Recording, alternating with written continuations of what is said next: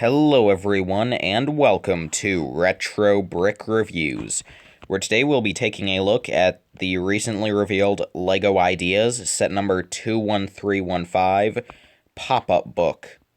This set comes with 859 pieces, 4 minifigures, 1 nano figure, and will retail for around $70 in the United States.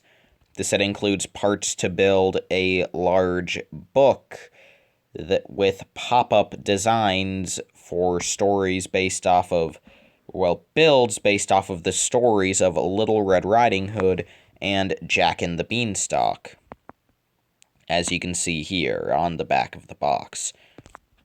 To start with, this is what the front cover of the book looks like, and I think it's very nice. You have a brown border with some 4x4 rounded corner tiles used to add detail, as well as a large 8x16 print with Once Upon a Brick design on it. No stickers in this set, which is quite nice, though expected for an Ideas product. I especially like the 2x2 gold brick inside of the swirly underline.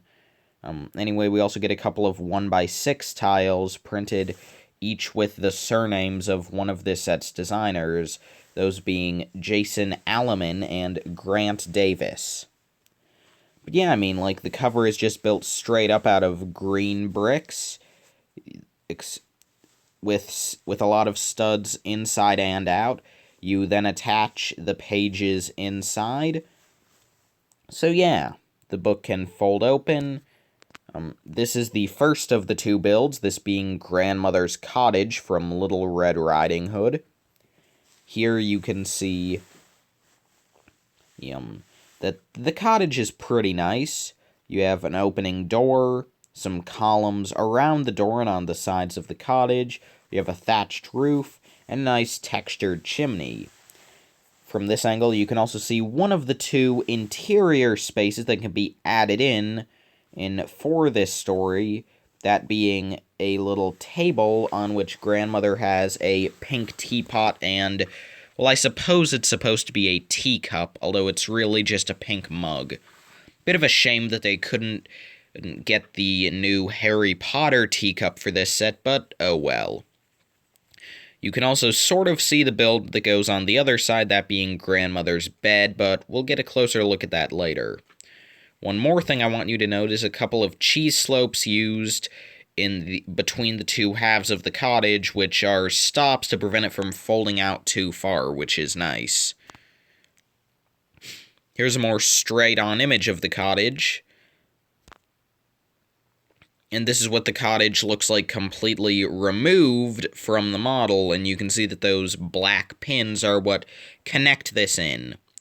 You can also see the front half of, or I guess the back half, anyway, the other part of the bed, which has a 2x2 hole in it into which you can slip a figure, so you can have a figure sleeping under the covers, which is quite nice. And again, the bed and the table both rest on large tan plates that are not connected to the main build here. They're separate. Yeah. And this is what the model looks like when it's partially folded up or partially folding out.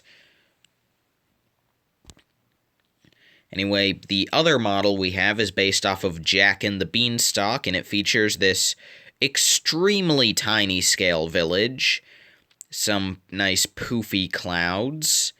I really like the use of just the little 1x1 cone pieces as large conifer trees. And then we also have a cute little windmill.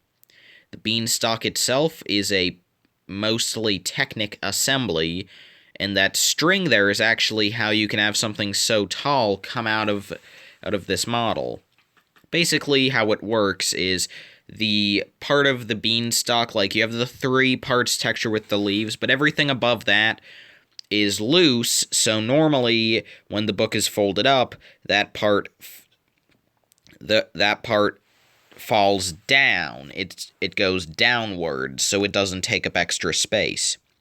However, when you fold the book open, the string is pulled taut, which rotates the Technic pieces upwards, so now they face up.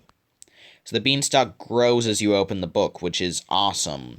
You can also see the giant's castle up top, which, yeah, is definitely not scaled to him, and unfortunately, from what I've seen, you can't have the giant in there when the book is closed, although I'm not sure if that's actually the case. Like, sure, you definitely can't have him in there with the exposed stud that's already on the build, but maybe if you replace the couple of light bluish-gray corner tiles that form, I guess, the front of the castle with a 1x2, then I feel as though maybe there you might be able to stand him, but I'm not positive. And this is what this model looks like when removed, and you can see that that the castle uses a couple of roller skates to add detail, as well as one of the new LEGO Harry Potter lattice window pieces in a more shapely frame to create a nice design for a portcullis. Oh, and this is just what the book looks like when it's completely empty.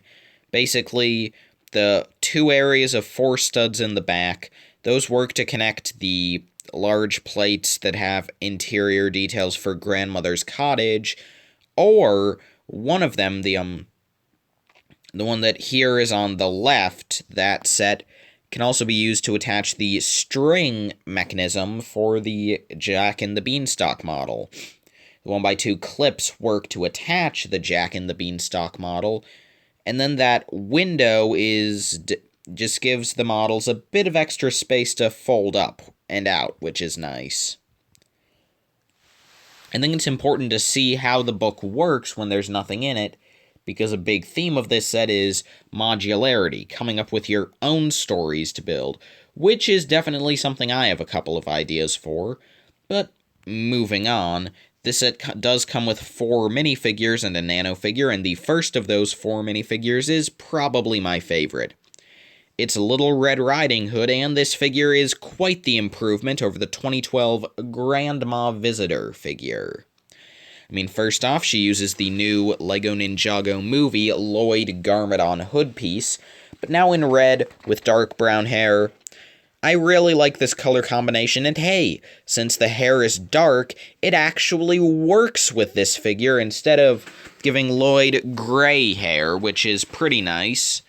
And I feel as though this hood would work pretty well for a custom figure of Miguel from Coco.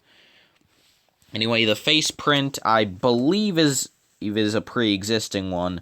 Same with the very short cape.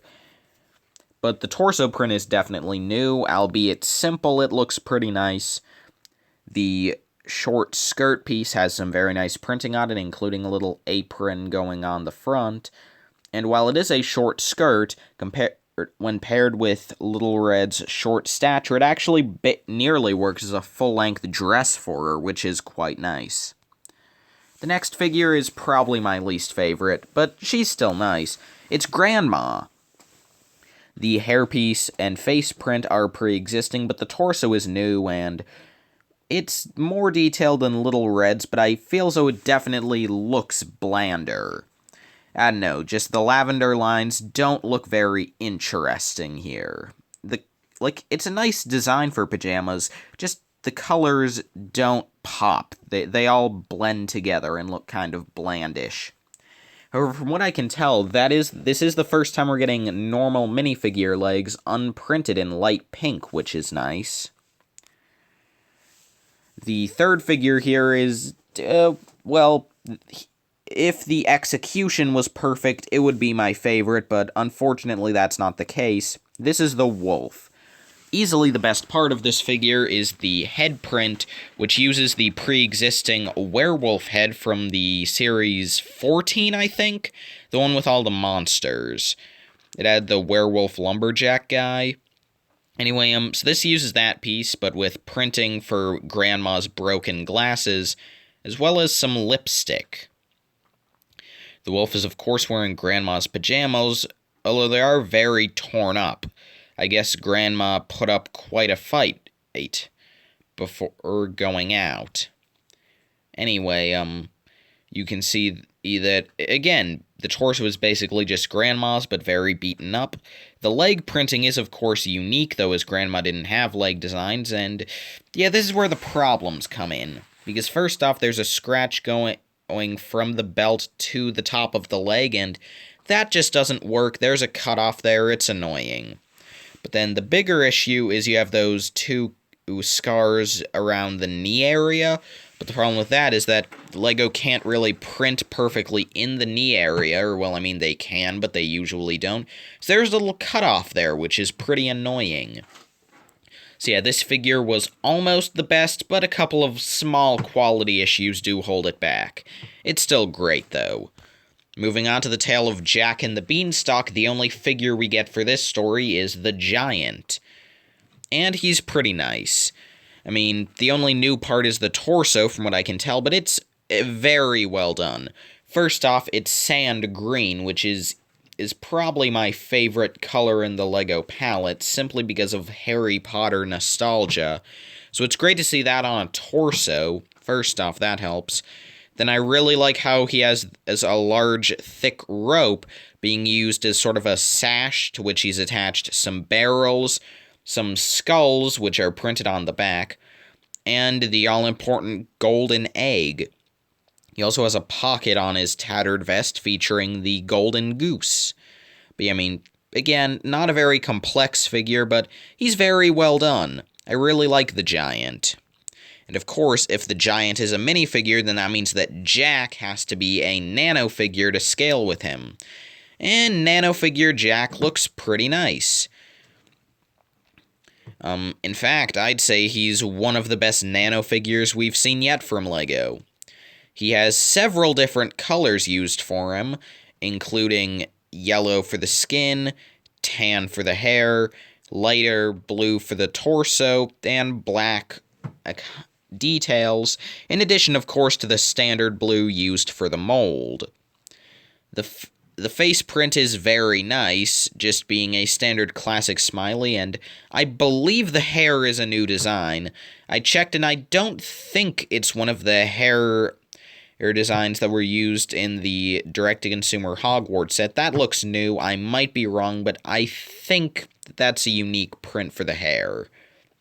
Of course, even if it wasn't existing one, it would still be in a new color, on a new base color, on a new character. But I digress. The torso is well done, the legs are well done. This is a pretty nice nano figure. Apparently you get an extra, which is nice. I'm glad that this is one of the sets that gets an extra of the printed nano figure, because, I mean, of course, with a lot of sets that go kind of overboard with them and give you a bunch, you don't get extras. But I guess with sets like this and the Civil War Airport set where you just get one nano figure, they don't mind giving you a spare, which is great. But yeah, that's really all I have to say about the pop-up book. It's a great set with pretty good minifigures and a great idea behind it, and I'm really excited to both get this set and take a look at this, and not only to create my own stories within it, but also to see what people with infinitely more talent than I do with this set. So yeah, overall, fantastic set, great price-to-part ratio, definitely one I'm going to try to pick up. So thank you all so much for watching this analysis video, and I hope to see you in the next one. Farewell.